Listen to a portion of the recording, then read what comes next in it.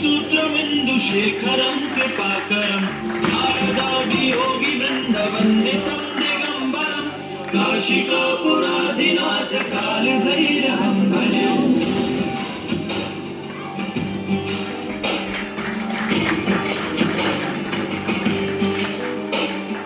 भानुकोटिभास्वरं भवाब्धितारकं परं नीलकण्ठमिप्सितार्थदायकं त्रिलोचनं कालकालमम्बुजाशमक्षशूलमक्षरं काशिकापुराधिनाथ कालभैरवं भजे।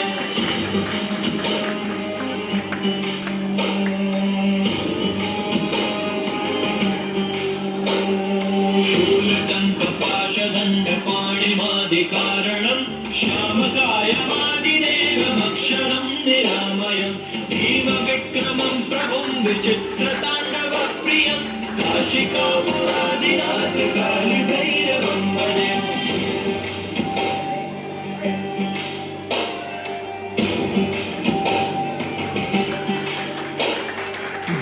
मुक्तिदायकं प्रशस्तचारुविग्रहं भक्तवत्सलं स्थितं समस्तलोकविग्रहं विनिक्वनन्मनोज्ञेव किङ्किणीलसत्कटिं काशिकापुराधिनाथ कालभैरवं भजे।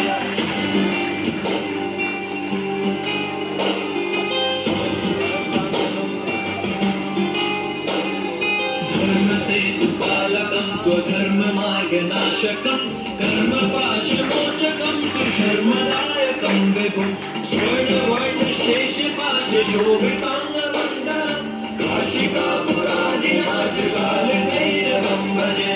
रत्नपादुकाप्रभाभिरामपादयुग्मकं नित्यमद्वितीयमेष्ठदैवतं निरञ्जनं मृत्युदर्पनाशनं करालदं श्रमोशनं काशिकापुराधिनाथ